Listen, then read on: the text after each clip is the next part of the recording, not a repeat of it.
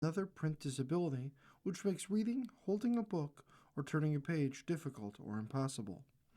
The content is copyrighted by the respective publishers.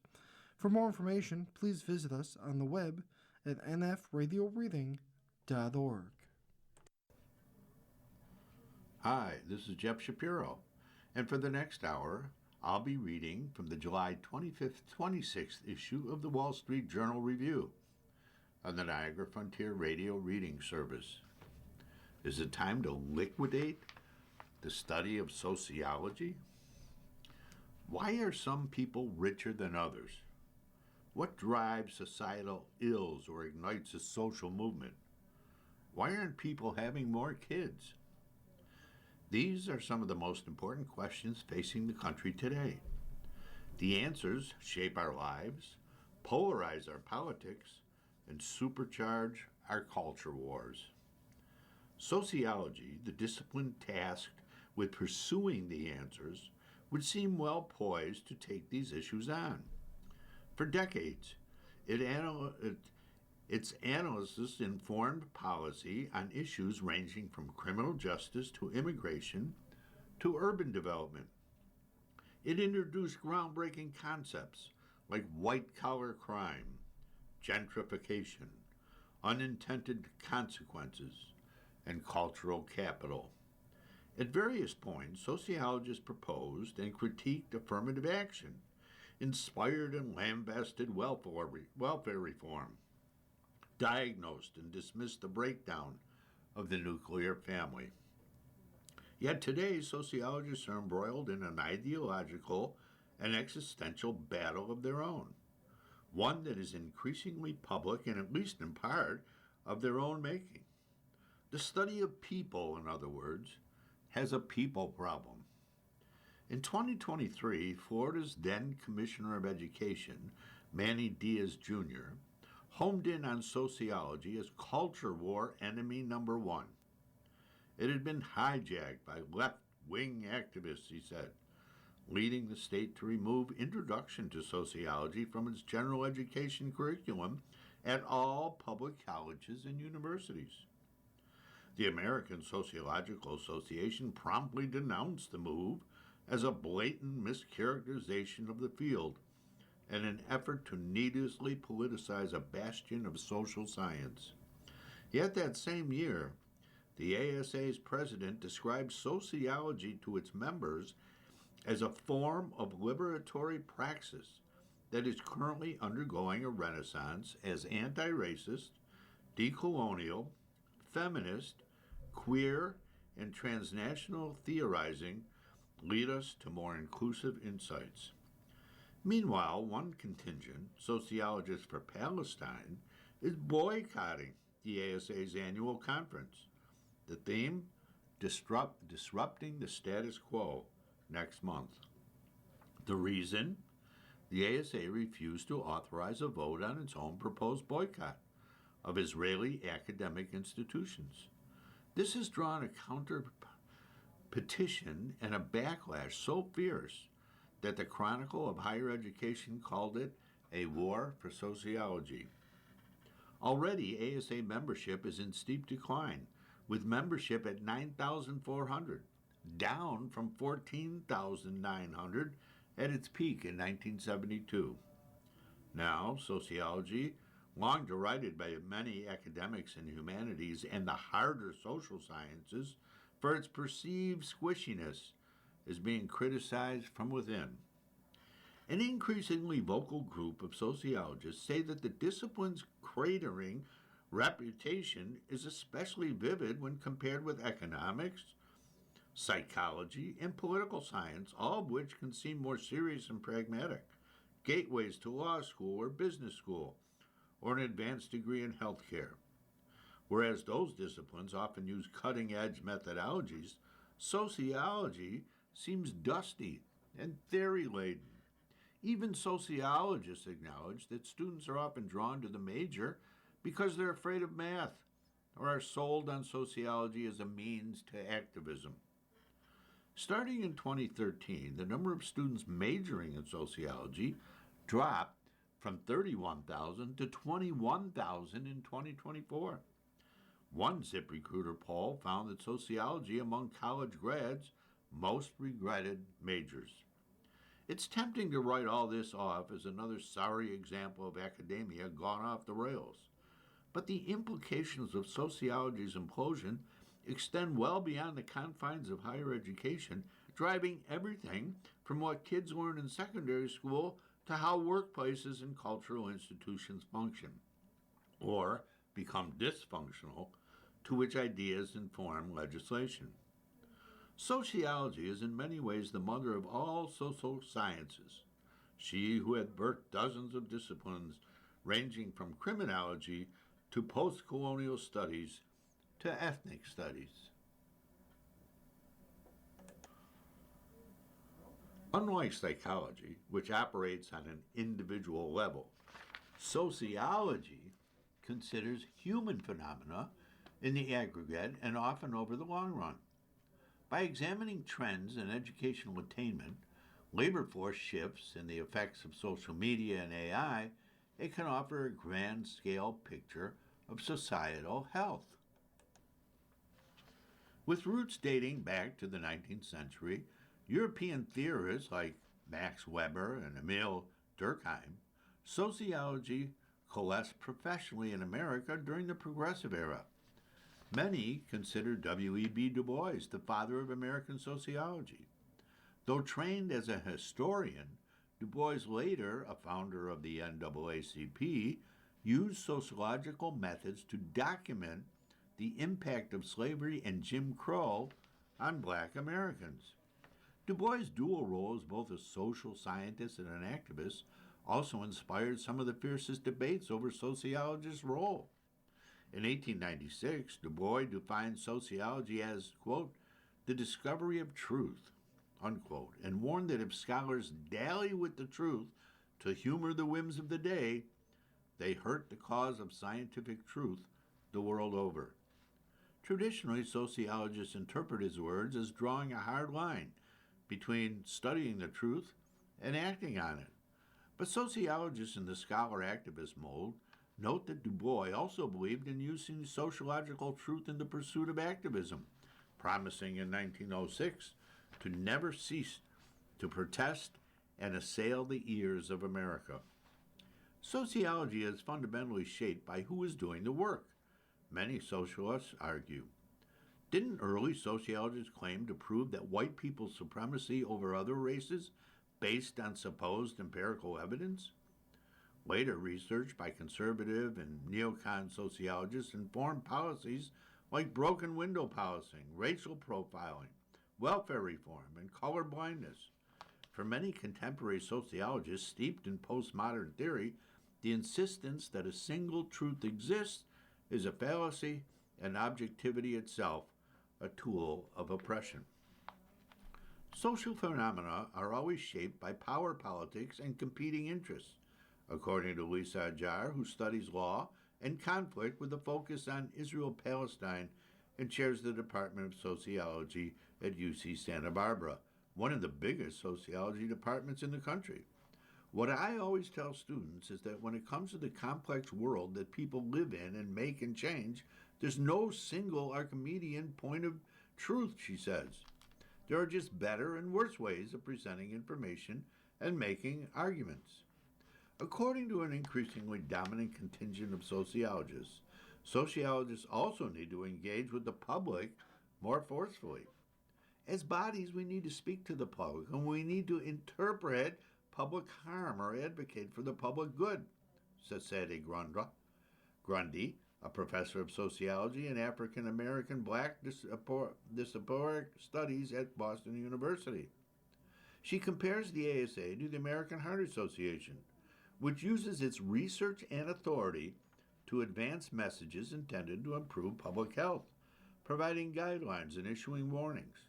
Shouldn't the ASA and its individual members similarly deploy their research to inveigh against injustice and advance social change? In her view, sociology has an obligation to engage with the world. Sociologists who study immigration, for example, should speak out against ICE. I believe in sociology as a weapon, Grundy says. Other sociologists say the impulse toward activism is compromising not only the aim and the use of sociological research, but also the quality of the research itself. In lieu of engaging in objective analysis, the discipline is shaping and even bending the truth.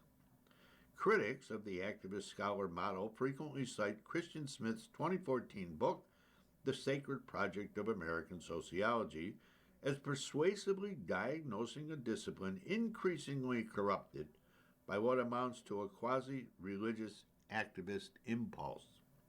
Sociologists' Sacred Project champions emancipation, autonomy, equality, justice, inclusion, diversity, open-mindedness, progress, tolerance, and cosmopolitanism, Smith wrote. In the end, that sacred project actually tends to produce sectarian narrowness, exclusion, uniformity, silencing, self-censorship, lack of debate, the negative sanctioning of nonconformists, and the debilitation of rigorous thought. Smith quit the ASA around the same time, demoralized by what he saw as a lack of self-awareness among his colleagues whose work focused on the world's wrongs while failing to recognize their own. Professors teach from textbooks he describes as thinly veiled political progressivism watered down to pathetic mush. This past January, he resigned from the University of Notre Dame, where he was a professor of sociology for 20 years. From my point of view, sociology should be producing intellectuals who think deeply and insightfully about the world, he says. Instead, it's producing technicians and activists. The painfulness of all this is that I believe sociology really matters and makes a contribution, but sociology is heading down the wrong road. Over time, I've thought to myself, what if we just liquidate the discipline? During her campaign for the presidency of the ASA this year, Melissa Wild, who's a sociologist at the University of Pennsylvania, signed a petition objecting to an ASA vote on sociologists for Palestine's proposed boycott. She believes that sociologists as a body should remain neutral. While the activists will not be constrained in their activism if the ASA becomes political neutral, the sociologists who do not want politics mixed into the research would be deeply constrained in their research and its impact if the ASA becomes activist, she said. She lost the election. To Alana Redstone, a sociologist who specializes in political polarization at the University of Illinois at Urbana-Champaign, sociology's troubles gained traction through a 1971 Supreme Court decision, Griggs versus Duke Power, which deemed that practices with a disparate impact on employees are illegal. According to her analysis, the moral equation of disparate outcomes with discrimination soon became enshrined within institutions like academia and the media.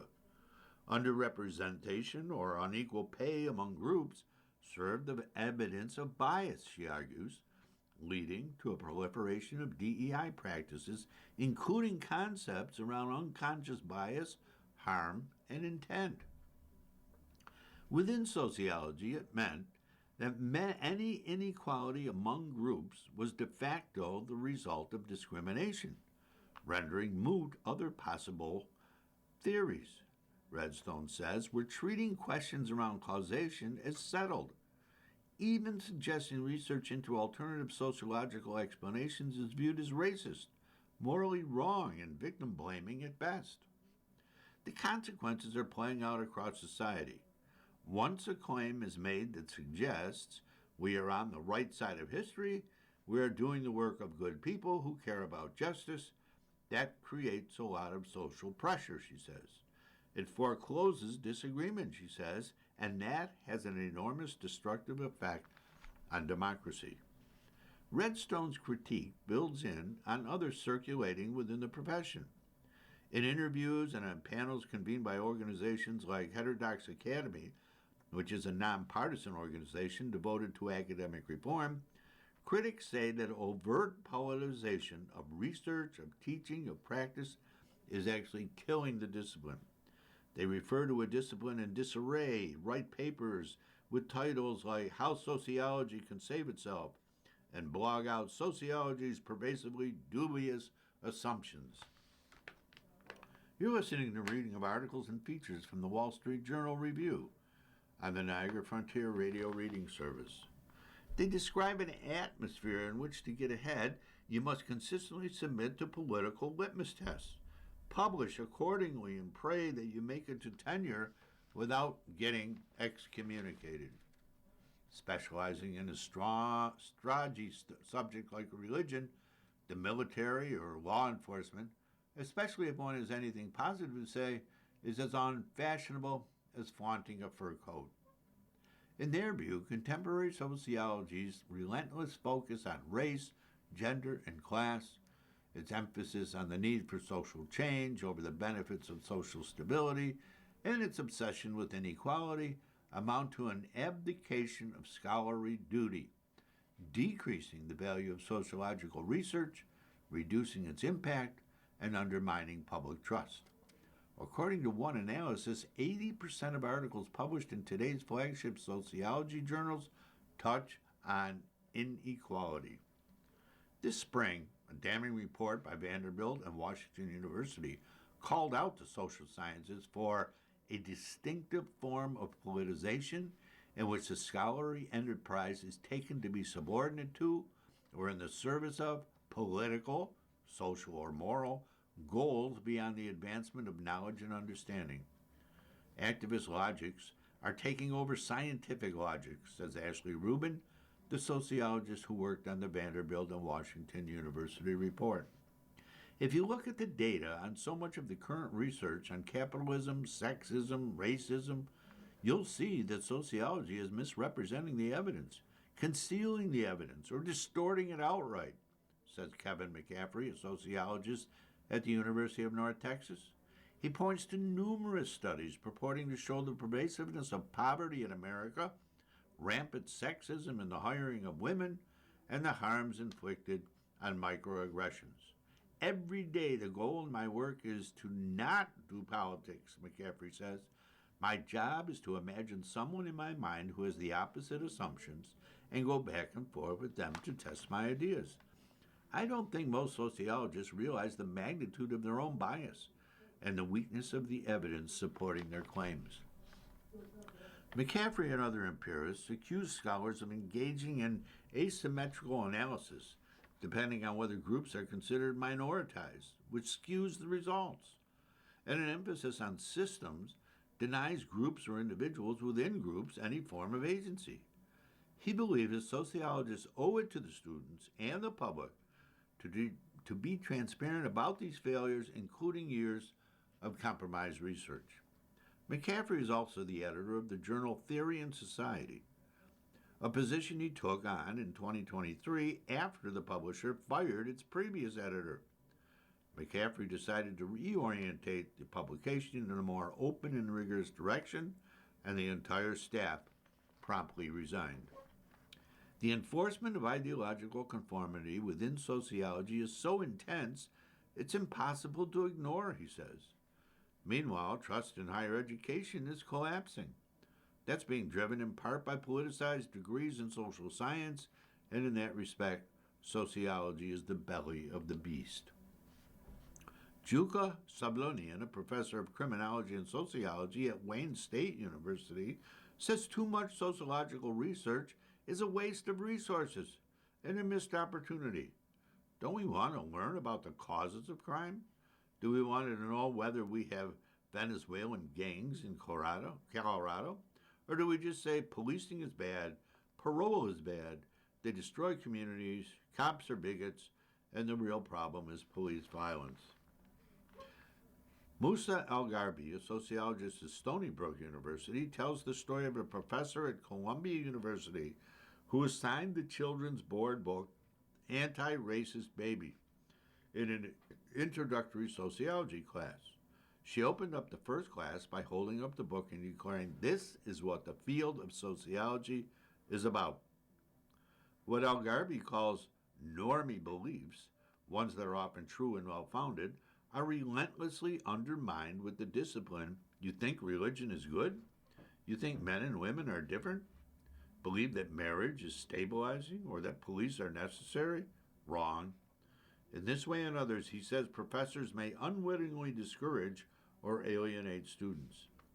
In many sociology classes, he says, society is relentlessly depicted as bad, bad, bad, and in ways that offer a less accurate understanding of America. Based on the narrative of sociology, you'd think that America is some kind of racist hellscape and that white people are uniquely depraved, Elgarby explains. In reality, people get along across difference in America better than any other country on the planet. There's more to peak military performance than testosterone. I've seen it. Defense Secretary Pete Hegseth is correct that combat requires soldiers be in top physical condition, but it goes way beyond hormones. There's no question that some ground combat requires almost superhuman strength in American soldiers.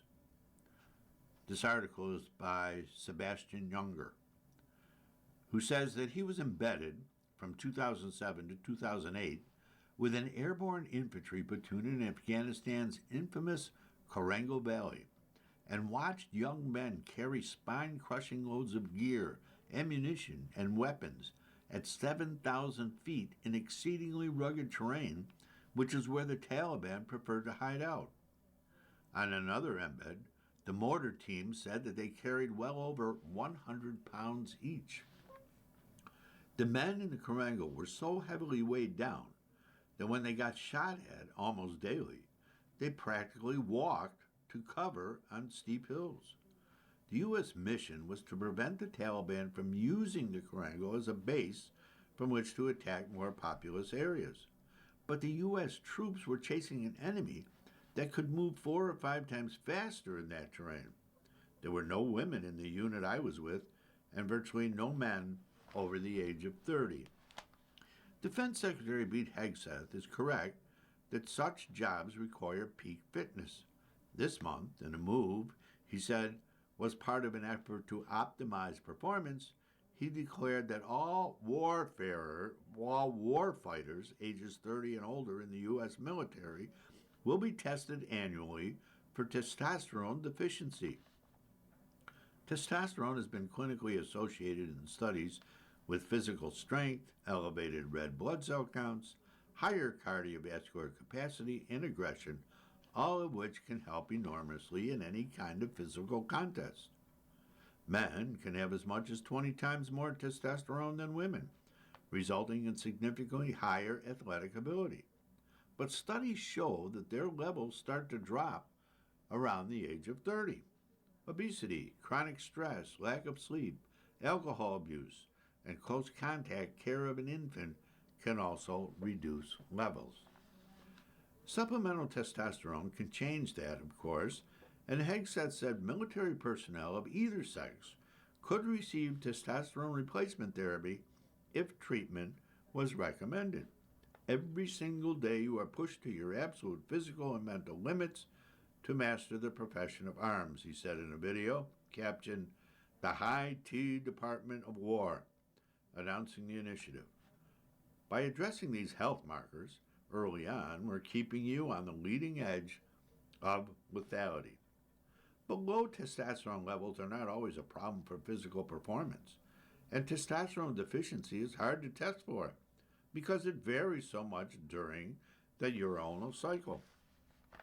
Luckily, the military already has tests, boot camp, infantry school, and the job itself. Men who cannot handle the physical and psychological demands of a place like the Korangal are either chaptered out or removed to a rear echelon job where they won't impede combat operations. I recall a tough, strong corporal giving up on a steep hill where we were wide open to enemy gunfire. "I'm just smoked, Sarin," he explained to his team leader, who shot back, "You don't have the right to be smoked here." The young man pushed down to cover at the top of the hill. To be selected for the 173rd Airborne, this man would have almost certainly been able to score 270 points in the U.S. Army's fitness test at the time. The test metrics have recently changed. That means he would have likely completed 60 plus push ups and some 70 sit ups, both sets in under 2 minutes, as well as a 2-mile run in under 14 and a half minutes. That would have qualified him to join a union where every man would be expected to carry a minimum of 25 pounds of body armor and an additional 40 to 50 pounds of weapons, gear, water, and ammunition. M240 machine gunners carry even more, at least a 27-pound weapon and 20 pounds of linked ammo along with their personal gear. In hot weather, it's impossible to carry enough water to sustain that kind of effort. I once watched the men get so dehydrated that they were forced to drink bags of intravenous fluid pulled from their medical kits. In cold weather, stopping was dangerous because the men sweated so much that they were at risk of hypothermia. These men were the war fighters of Hegseth's speech, but only a very small percentage of the U.S. military sees that kind of sustained ground combat, and many of those soldiers are in mechanized units. In other words, a relatively small percentage of soldiers and Marines require the kind of testosterone levels that Hegseth is seeking, and their jobs are an ongoing testosterone test. There's virtually no way for a soldier to make it through the Korengal with the hormone levels of a middle-aged man. Far more typical are jobs like the ones Hegseth had during his active duty. He guarded detainees at Guantanamo Bay, was a civil affairs officer in Iraq, and taught counterinsurgency classes in Afghanistan. In a military composed mostly of non-infantry and non-combat personnel, testosterone is predominantly a quality of life issue. Anyone suffering from low testosterone might be told by a medical professional that they would benefit from supplements, but there are downsides. A 2016 study of the scientific journal Biological Psychiatry found that dominant and impulsive men who were given supplemental testosterone were at risk of acting aggressively within 60 minutes of taking it. Hegseth's high T video makes no mention of mental health evaluations that might accompany guidance about whether to take testosterone. Men with traits of aggression and impulsivity could put themselves and others at enormous risk with those supplements, particularly if they are also carrying a firearm. The risk of excessive dominance and impulsivity might be worth it to the military to keep a warfighter in the field, but probably not a supply clerk or a civil affairs officer, which are jobs that are done by either sex at any allowable age. And the possibility that supplemental testosterone could even make some service members less combat effective by triggering physical and emotional side effects is a risk in and of itself. Is my nervous system really dysregulated? By Emma Rosenbaum.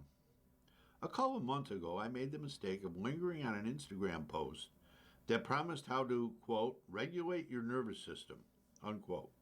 It offered a series of tips for slowing my breath, soothing my system, using gentle movement, and letting myself feel. What the post didn't explain was the problem that it was solving. Did my nervous system need regulating? How would I know it if it did? Your nervous system isn't asking for perfection, the caption read. It's asking for safety. Turns out I inadvertently entered a booming space in the wellness sphere, one in which people identifying as experts, holistic coach and therapists, use the term nervous system dysregulation to describe symptoms associated with stress and burnout. Some research does exist around the bodily effects of PTSD and chronic stress, but there's no official DSM diagnosis for this particular condition. It appears to have been hive-minded into existence by social media around the time of the pandemic. 6 years later, the concept of a regulated nervous system has reached critical mass.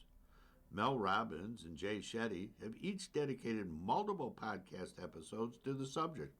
Gymnast Jordan Childs has said naps help regulate my nervous system.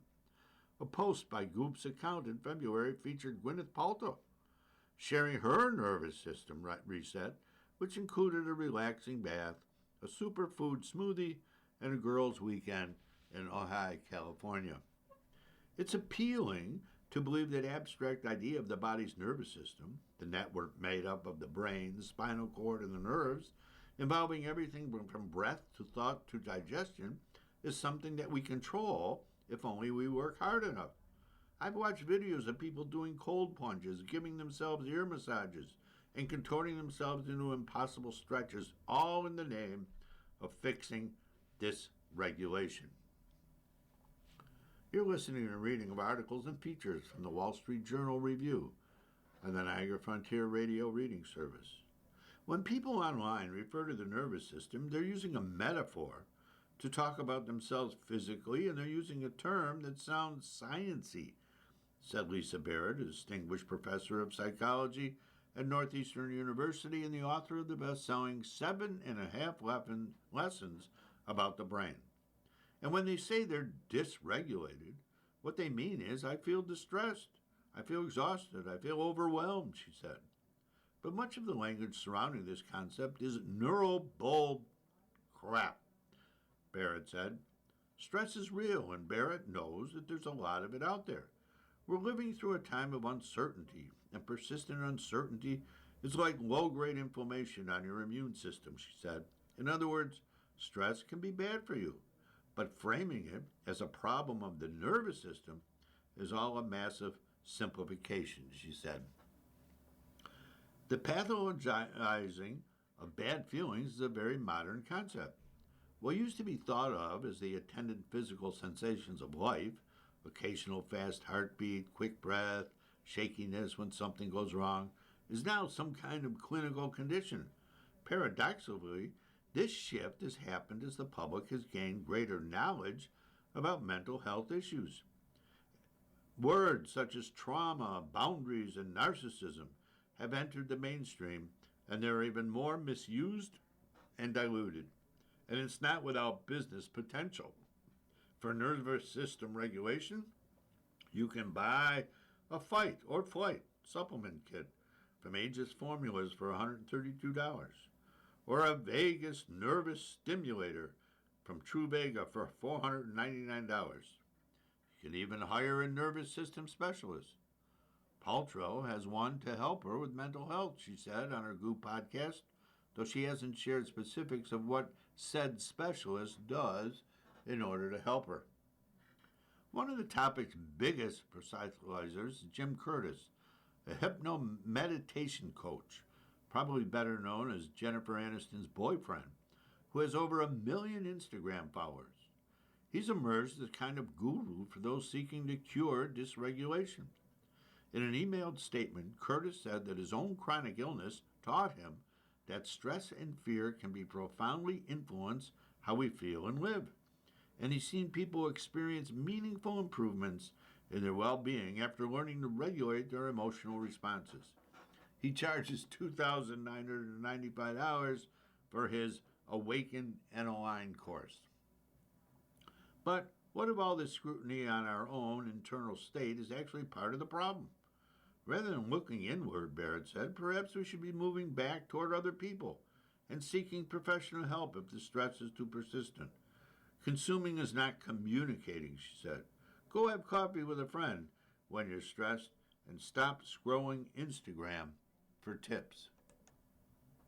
When one nanny isn't enough, CEO parents hire a whole team. One family assistant isn't cutting it anymore, so some parents are spending upward of $250,000 on staffers for their children. Luxury services offer potty training, baby chefs, and bike riding lessons.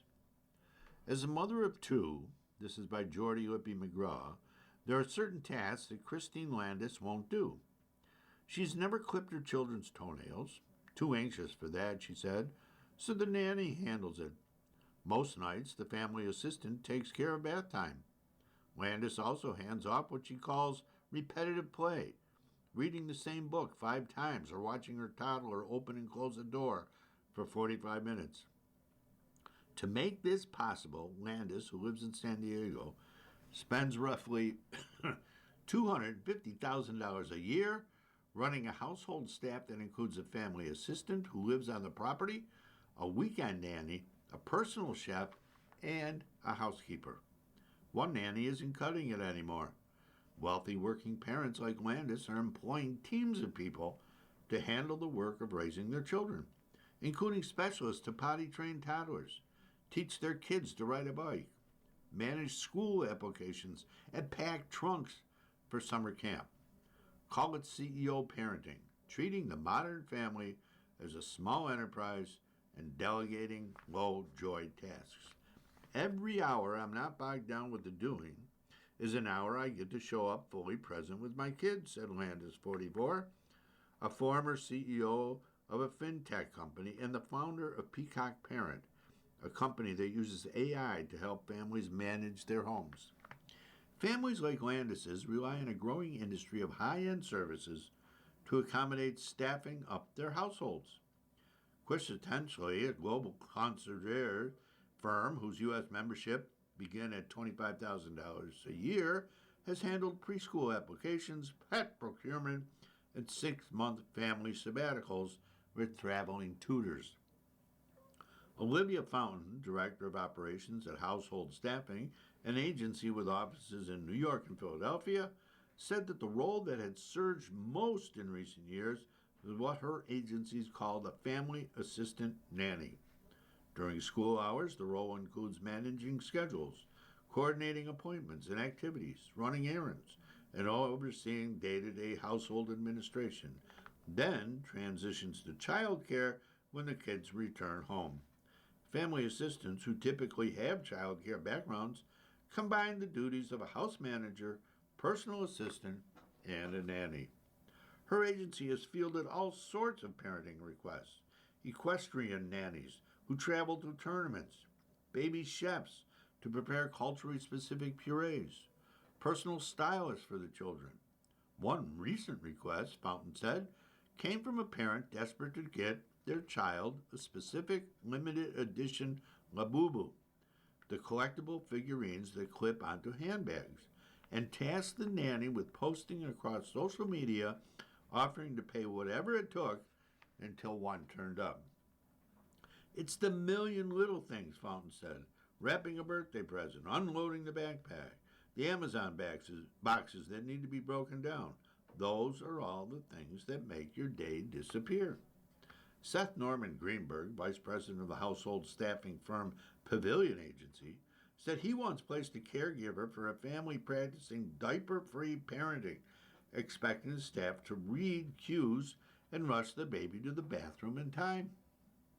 The agency, based between New York and Los Angeles, often serves clients who rotate across their 5 to 10 homes with full staff at each property.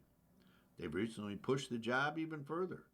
Greenberg has placed nannies because they had experience working on yachts or could tolerate helicopter travel. We are busier than we've ever been, he said of the firm that he founded in 1962. The environment, the economy, is just producing these millionaires and billionaires. Celebrities like Emma Grede have helped usher this style into the broader culture. Grede, co-founder of Kardashian brands Skims and Good American, has described herself as a max 3-hour mom, spending weekend mornings with her 4 children before moving on to activities that, quote, fill my cup, unquote. Cutting sandwiches into star shapes? That was never it for me, she told the Wall Street Journal earlier this year. She relies on nannies, cleaners, a chef, and a chief of staff, which helps afford time for high-impact core memories like vacations with her children. Potty training consultants who worked intensively with toddlers over several days charge anywhere from $600 to $4,500. Private bike riding lessons can run anywhere from $80 to $450 per session. Don't want to pack your kids up for summer camp? You can hire someone for $125 an hour.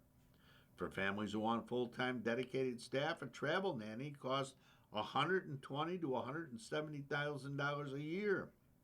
A private governess, a tutor who blends academics with social development, can today reach $200,000. Alexandra Fine, a mother of 3 young kids, spends about $85,000 a year on a team of 6 that includes nannies, a home organizer, a handyman, and a virtual assistant. Every hour I spend folding laundry or scheduling a repair person is an hour I'm not present with my kids, said Fine, the CEO of Dame Products, a sexual wellness company. That's not a philosophy. That's math. For some parents, the small, mindless tasks often are what's meaningful about being a parent. Hand them off, they argue, and you might miss out on connecting with your kids.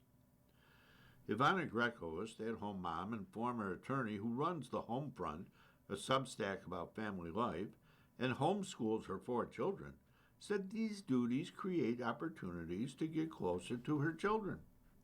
The most meaningful moments that I have with my children are completely unexpected, she said. They happen because we spend time together. She worries about what children might absorb from arrangements with hired help, whose presence they register and whose they miss. If you're not the one who shows up, she said, your child notices. Landis, the Peacock Parent founder, said that when she felt sick about having her newborn, the nanny brought her tea and orange juice without being asked. It was, she said, one of the most unexpectedly moving moments of early motherhood. The first time one of her children said, I love you to that nanny, and heard it said back, Landis felt a flash of uncertainty. But then it passed. There's no world where my child doesn't know I'm their mother, she said. Our bond, our love, it's irreplaceable. Some responsibilities she'll never give up. The time to talk about her day, snuggle in bed, read books. That's really special to me. For Landis, the work doesn't go away.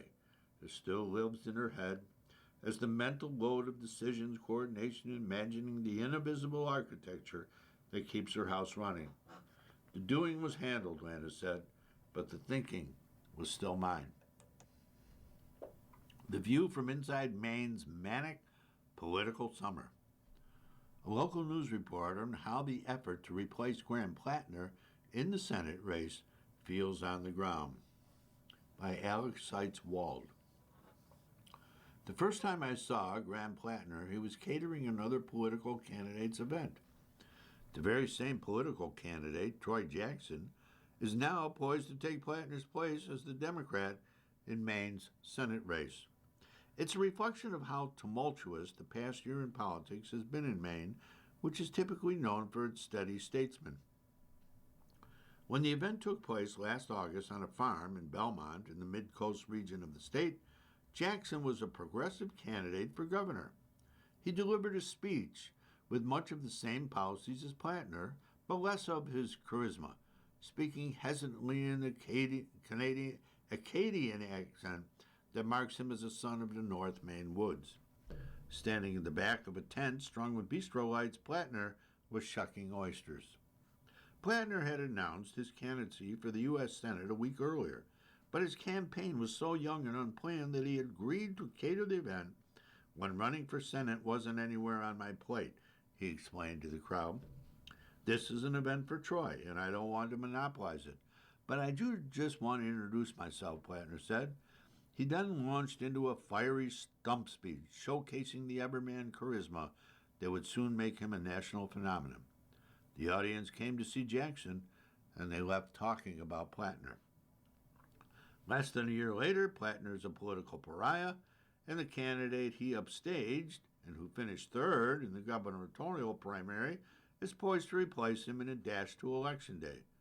Whether Jackson can defeat longtime Republican incumbent Senator Susan Collins is one of the most consequential questions in the midterm. With all that's happened, the vibe here is almost manic. And I am feeling the attention of the rest of the country in a way I never expected when I left my job of a decade covering elections for NBC News in Washington, D.C., and relocated to Mid-Coast Maine in 2022. Everywhere I go as a local reporter, I hear people talking about all the possibilities of the next few months and all of the personalities involved, often on a first-name basis. and with the sense of familiarity only possible in a small state. Yard signs crowd rural intersections. I'm being hounded by pollsters, direct mailers, and campaigners, but also readers and friends in the aisles of Hannaford or at school pickup, asking questions and offering opinions with a level of informed specificity I've never encountered. You're listening to a reading of articles and features from the Wall Street Journal Review, a Niagara Frontier Radio reading service. Maine has one of the highest rates of voter turnout in the country, according to analysis from the University of Florida's election lab. People care about their town government and taxes. They attend local meetings and often know someone who has served in some elective office or committee. At the Mid-Coast Villager, the paper that I work for, we receive letters to the editor that cite figures buried in the town budget or obscure provisions in state law that might apply to controversial proposed development. Last weekend, over 17,000 Maine Democrats gathered in hastily organized county party caucuses to choose delegates who will officially select a replacement for Plattner on Saturday. But even before those delegates could cast their votes, it was clear that Jackson was the favorite. A state senator who came up through the organized labor movement, Jackson's experience counting votes and working insider processes helped him out-organize his opponents. He nearly swept all potential nominating delegates in county Democratic caucuses. Not every Democrat I talked to is happy with the outcome. Caucus weekend cut short a rushed nomination process.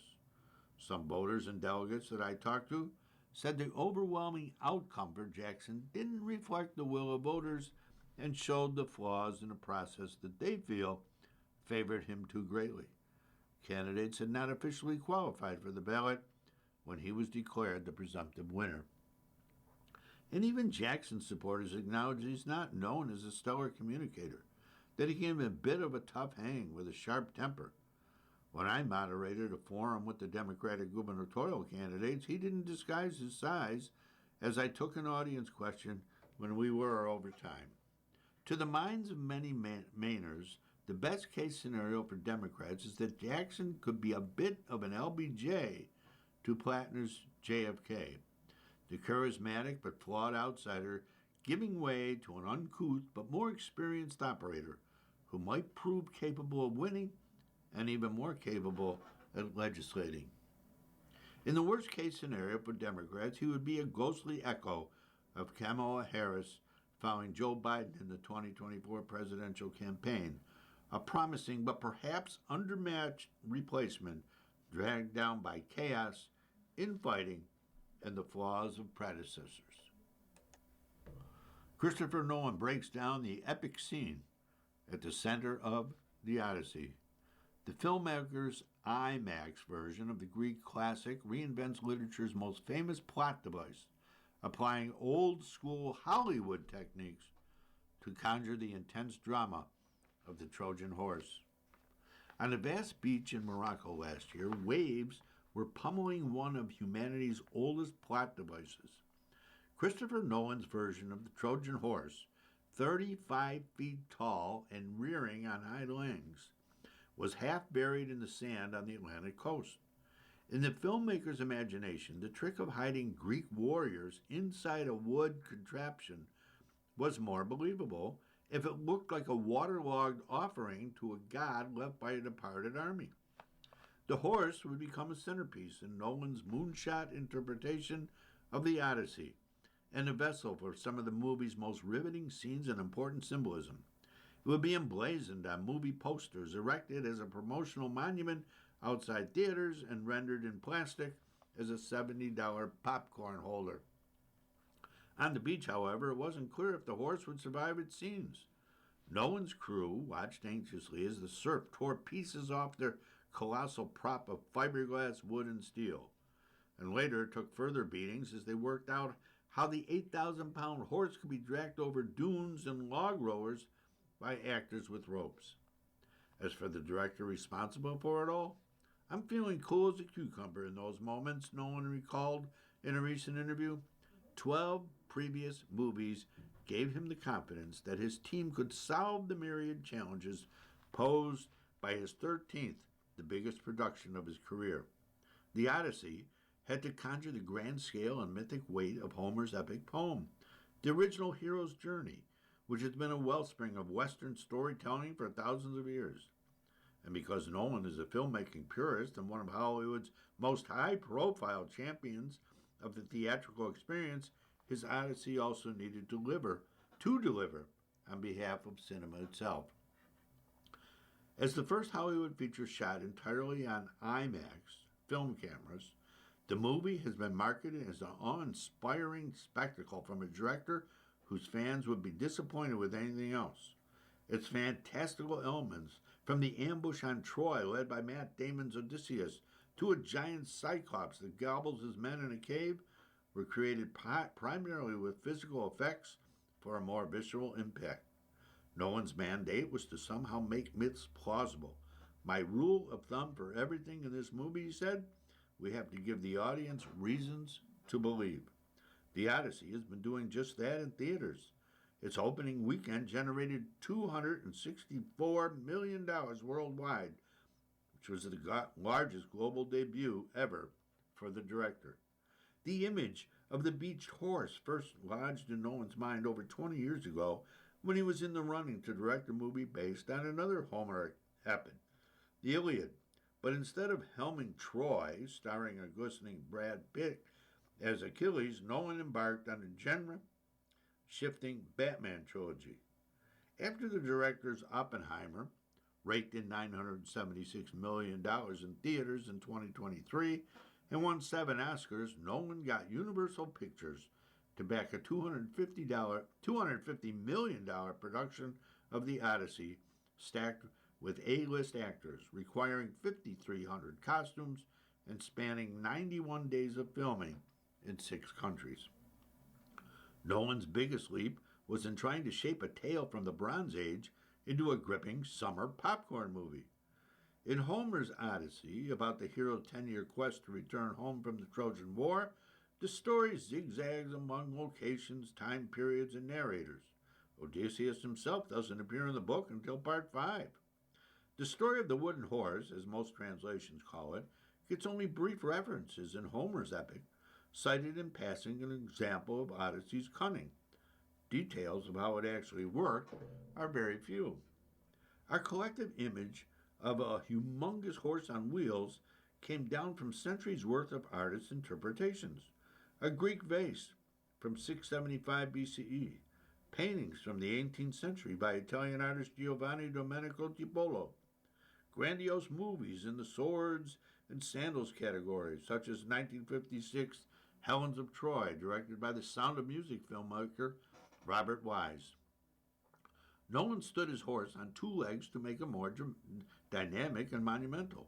He borrowed its pose from a photograph taken of his production designer, Ruth de Jong, on the back of a rearing mount. He sank the horse in sand past its haunches as a cinematic homage. My inspiration was really the Statue of Liberty at the end of the original Planet of the Apes, the director said. But for all of Nolan's visual certainty, his crew faced technical unknowns. The director's method was to work out the specific in the film's environments, namely the beaches of Morocco's Historia and in the mountain village of Benahado, where Troy was constructed. We're having meetings about how do we keep the thing standing? How heavy is it? How many people do we need to drag it? Recalled cinematographer Hoyt van Hoytema, who also shot 4 previous Nolan films, starting with Interstellar. The crew learned to quickly repair the horse damaged by waves, and they discovered it took about 250 actors and stunt performers to haul the giant prop. Once we realized these guys could do it for real, they got excited about it. They would just drag this thing right over the dunes. It was incredible, Nolan said. So Hoyt and I are able to just look at it and go, okay, let's put a camera on this. Where do you want to shoot from? Wrestling with the physics on a school bus-sized prop was a way for the filmmakers, and thus the audience, to experience something closer to a real world, Van Hoytema said. Working with Chris is always a little bit like the filming version of method acting, the cinematographer added. The horse was the latest example of his pursuit of plausibility. For me, it's a very Nolan-esque icon. At one turning point in the Odyssey, as Odysseus' son, Telemachus, who's Tom Holland, searches for news of his missing father, the Greek general Menelaus, John Berthnall, offers up a war tale from Troy.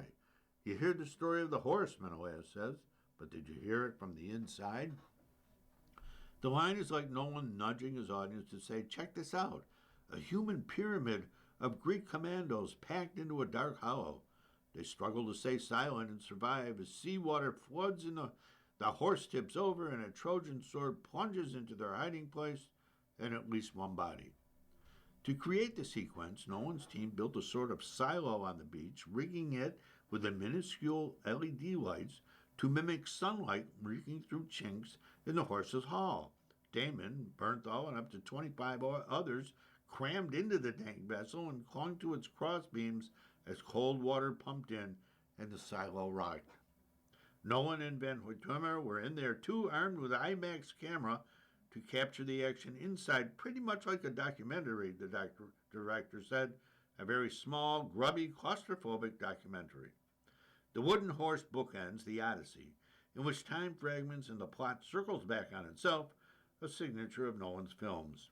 Like the cataclysmic detonation set off by his protagonist in Oppenheimer, Odysseus' ruse unleashes a slaughter that scars the hero and helps explain his torturous journey and violent homecoming. It's exactly what I wanted, Nolan said, of his cinematic version, 2 decades in the making, but it's so much more.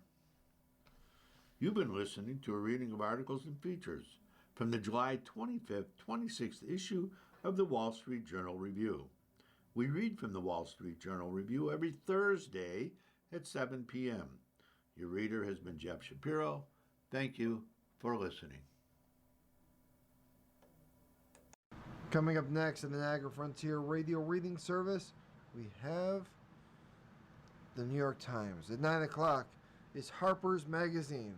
And at 10 o'clock is episode number 13 of Hope Rises by David Baldacci. Stay with us. If you or people you know shop at any of the Dash's supermarkets, please save Dash's register tapes for radio reading. Our agency receives $2 for every $100 in Dash's register tapes. Radio reading has raised thousands of dollars so far. Anyone can drop off their Dash's tapes to the Niagara Frontier Radio Reading Service at 1199 Harlem Road, Cheektowaga, between William and Clinton Streets. Or Dash's tapes can be mailed to the Niagara Frontier Radio Reading Service at 1199 Harlem Road, Cheektowaga, New York, 14227. Any questions on Dash's tapes for radio reading? Call us at 716-821-5555, and thanks for caring.